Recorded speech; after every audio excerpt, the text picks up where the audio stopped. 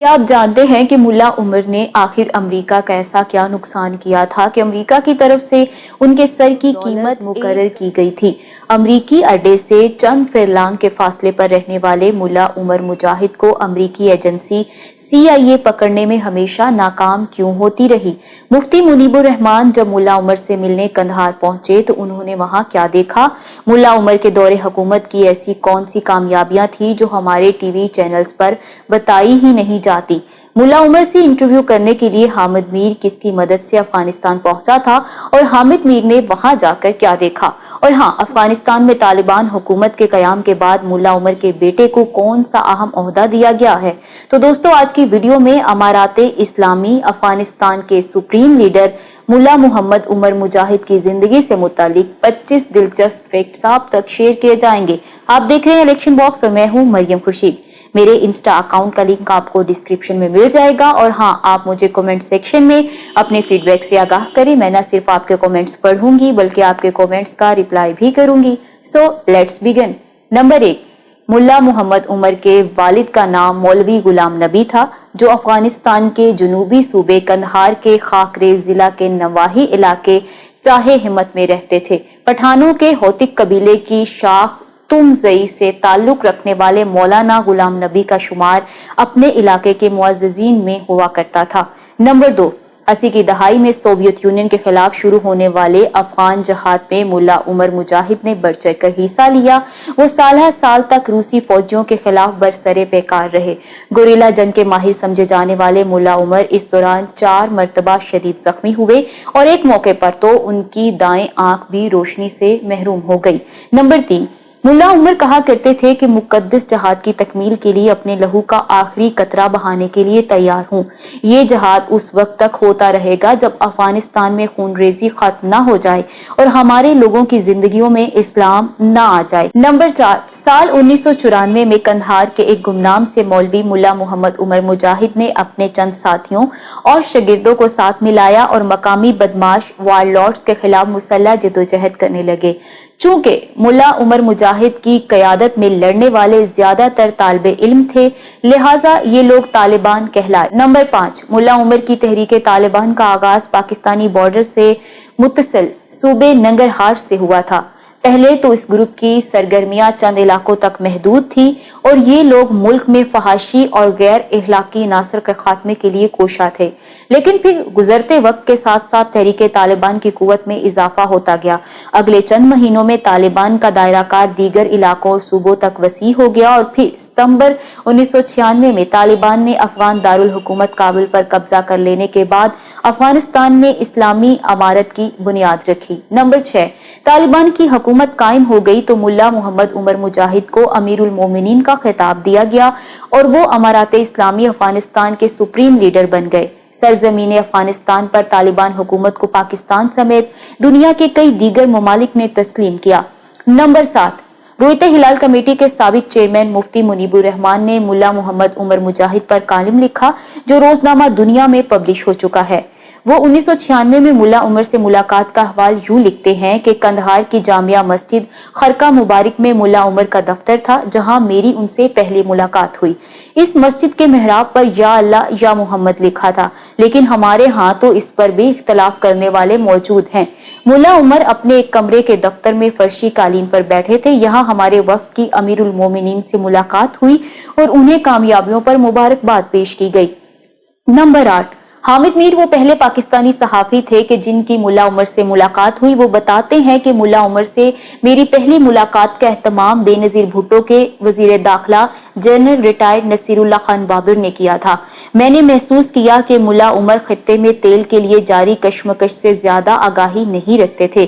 انہیں صرف افغانستان میں شریعت کے نفاذ میں دلچسپی تھی اور وہ کہتے تھے کہ پاکستان کو ہمارے ساتھ بھائیوں جیسا سلوک کرنا چاہیے، نہ کہ متحد کی طرح۔ نمبر 9، ملا عمر کی حکومت قائم ہو جانے کے بعد افغانستان کے امن کے حوالے سے انسرٹینٹی کا مکمل خاتمہ ہو گیا۔ انہوں نے عام پبلک سے اسلحہ واپس لے لیا، جس سے افغانستان میں مکمل امن قائم ہوا۔ اس دور میں چوری، ڈاکے، راہزنی اور جرائم 100% ختم ہو گئے۔ नंबर 10, बताया जाता है कि मुल्ला उमर जब तक अमारात इस्लामी के अमीरुल मोमिनीन रहे तब तक अफगानिस्तान में पोस्त का एक पौधा तक काश्त नहीं हुआ। नंबर 11, पाकिस्तान में प्रो तालिबान सहाफी आज भी ये बात बड़े फख्र से कहते हैं कि मुल्ला मोहम्मद उमर मुजाहिद के दौर में माशी हालात काफी बेहतर थे और ना ही वो कटोरा लेकर IMF के दर पर भीख मांगने गए। नंबर 12, 9/11 के बाद अमरीकी हुकाम ने तालिबान से वर्ल्ड ट्रेड सेंटर पर हमलों के मुबैना मास्टरमाइंड उसामा बिन लादेन की हवालगी का मुतालबा किया, जिसे मुल्ला उमर ने यकसर मुस्तरद कर दिया। ताकत के नशे में चोर अमरीका बहादुर को मुल्ला मोहम्मद उमर मुजाहिद का एब्सोल्युटली नोट बोलना पसंद न आया और अमरीकी फौज ने नेटो दस्तों के साथ अफगानिस्तान पर चढ़ाई कर दी, जिसके बाद तालिबान हुकूमत कायम न रह सकी। नंबर 13, 9/11 के बाद अफगानिस्तान मैदान जंग बना हुआ था। ऐसे में हामिद मीर वहां मौजूद थे कि उन्हें गिरफ्तार कर लिया गया। उस मौके पर तालिबान के वजीर दिफा मुल्ला अब्दुल रज़ाक ने हामिद मीर को रिहाई दिलवाई। हामिद मीर चाहते थे कि वो यहाँ पर मुल्ला उमर और उसामा बिन लादेन का इंटरव्यू करके जाएं। मुल्ला अब्दुल रज़ाक हामिद मीर से बोले, जितना जल्दी हो सके तुम अफगानिस्तान से निकल जाओ। हामिद मीर ने पूछा, क्या आप लोग भाग रहे हो? तो तालिबान के वजीर दिफा हंसते हुए बोले, ये खेल का हिस्सा है, लेकिन हम यकीनी तौर पर वापस आएंगे। और फिर चश्मे फलक ने वो नजारा भी देखा कि 20 साल बाद उनकी पेशनगोई 15 अगस्त 2021 को सच साबित हुई, जब तालिबान अपना सफेद झंडा लहराते हुए दोबारा काबुल में दाखिल हुए। नंबर 14, तालिबान हुकूमत के खात्मे के बाद मुल्ला उमर ऐसे अंडरग्राउंड हुए कि उनका कोई अता पता न चल सका। मुल्ला उमर के रुपोश हो जाने के बाद अमरीका बहादुर ने उनके सर की कीमत $1 करोड़ मुकर्रर की, जो पाकिस्तानी करेंसी में 2 अरब 40 करोड़ बनती थी। नंबर 15, अफगानिस्तान में तालिबान की हुकूमत के सरबराह रहने वाले मुल्ला मोहम्मद उमर मीडिया से दूर रहते थे। उनका कोई भी इंटरव्यू ऑन रिकॉर्ड नहीं है। वो खबरों के लिए BBC की पश्तो सर्विस सुना करते थे। उनके पास एक पुराना नोकिया फोन था जिस पर वो अपने पैगाम रिकॉर्ड करते थे। नंबर 16, मुल्ला उमर की शख्सियत के हवाले से कहा जाता है कि वो मुतहम्मिल मजाज रखते थे और उन्हें अपने गुस्से पर मुकम्मल कंट्रोल था। वो लोगों से खुद मिला करते और कभी उन्होंने अपने आप को किसी साथी से बढ़तर नहीं समझा। वो आम लोगों की तरह जिंदगी जीते और कमाल की हिस्से लताफत रखते थे। उनके पास ना कोई जाती घर था और ना ही उनका कोई गैर मुल्की बैंक अकाउंट। नंबर 17, हॉलैंड से ताल्लुक रखने वाली डच जर्नलिस्ट बेटी डैम किताब द सीक्रेट लाइफ ऑफ मुल्ला उमर के मुताबिक अमरीकी हुकाम ये समझते रहे कि मुल्ला उमर पाकिस्तान में छुपे हुए हैं, लेकिन हकीकत में ऐसा नहीं था। मुल्ला उमर अफगानिस्तान में अपने आबाई सूबे जाबिल में अमरीका की हसास तरीन फौजी बेस से 3 मील के फासले पर रिहाइश पजीर थे। एक मर्तबा अमरीकियों ने इस मकान की तलाशी भी ली थी जहां वो मौजूद थे, लेकिन वो उन्हें खुफिया कमरे में नहीं ढूंढ पाए। उनकी वफात अप्रैल 2013 में हुई और उन्हें बगैर निशान वाली एक कब्र में दफन कर दिया गया। नंबर 18, आपके इल्म में होगा कि 2015 में ऐसी खबरें सामने आई कि मुल्ला मोहम्मद उमर 29 जुलाई के रोज कराची में इंतकाल कर गए हैं, जिसके बाद तालिबान ने तरदीद करते हुए बताया कि मुल्ला उमर पाकिस्तान नहीं बल्कि अफगानिस्तान में ही कयाम पजीर थे, जहां 30 जुलाई 2015 के रोज वो वफात पा गए। नंबर 19, मुल्ला मोहम्मद उमर मुजाहिद ने अपनी जिंदगी के आखिरी 7 साल एक छोटे से कमरे में गुजारे। इस कमरे में लकड़ी के एक तख्त, एक हीटर, एक कूलर और चंद जरूरी अशिया के अलावा कुछ और न था। अफगान सूबा जाबिल में वाक़े ये कच्चा घर एक तालिबे इल्म अब्दुल समद का था जो टैक्सी चलाकर गुजर बसर करता था।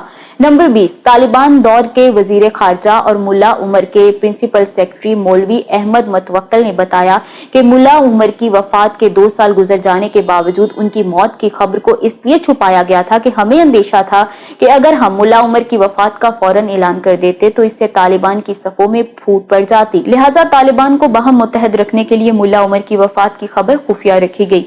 नंबर 21, आज से चंद हफ्ते पहले अफगानिस्तान में मुल्ला मोहम्मद उमर की जेरे इस्तेमाल गाड़ी को मिट्टी खोदकर बरामद किया गया, जिसकी तस्वीर सोशल मीडिया पर वायरल है।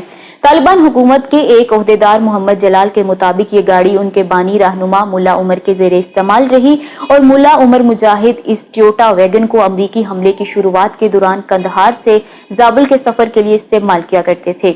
नंबर 22, बरस हा बरस की जंग के बाद गुज़श्ता बरस तालिबान ने एक बार फिर से अफगानिस्तान पर हुकूमत कायम कर ली। अफगान गवर्नमेंट के वजीर दिफा मुल्ला मोहम्मद यकूब मुल्ला उमर के साहबजादे हैं। 32 साला मुल्ला यकूब तालिबान के नायब सरबराह भी हैं। नंबर 23, 1960 में पैदा होने वाले मुल्ला उमर अपने वालिदैन की अकलौती औलाद थे। अभी वो 3 से 4 वर्ष के हुए थे कि उनके वालिद का इंतकाल हो गया। बादअज़ा उनका खानदान कंदहार सूबे से सूबा अर्जगान नकल मकानी कर गया। नंबर 24, नन्हे मोहम्मद उमर मुजाहिद की परवरिश और तलीम तरबियत की तमाम तर जिम्मेदारी उसके एक चचा ने उठाई। ऐसा भी बताया जाता है कि चचा ने उमर मुजाहिद की वालिदा से शादी भी कर ली थी। मोहम्मद उमर मुजाहिद को गांव के एक दीनी मदरसे में दाखिला दिलवाया गया और वो कई सालों तक अफगानिस्तान के मदारिस में ज़ेरे तालीम रहे। नंबर 25, बताया जाता है कि मुल्ला उमर खैबर पख्तूनख्वा के जिला नौशहरा के दारुल उलूम हकानिया अकोड़ा खटक में ज़ेरे तालीम रहे। साबिक एमएनए मौलाना अब्दुल हक का कायम करदा मदरसा आज भी इस बात पर फख्र करता है कि तालिबान क़यादत की अक्सरियत हमारे जामिया की फारगुल तहसील है। और आपने मौलाना अब्दुल हक के साहबजादे मौलाना समीउल हक के बारे में तो सुन रखा होगा कि इंटरनेशनल मीडिया में उन्हें फादर ऑफ दी तालिबान कहा जाता था। मैं उम्मीद करती हूँ कि वीडियो आपको पसंद आई होगी।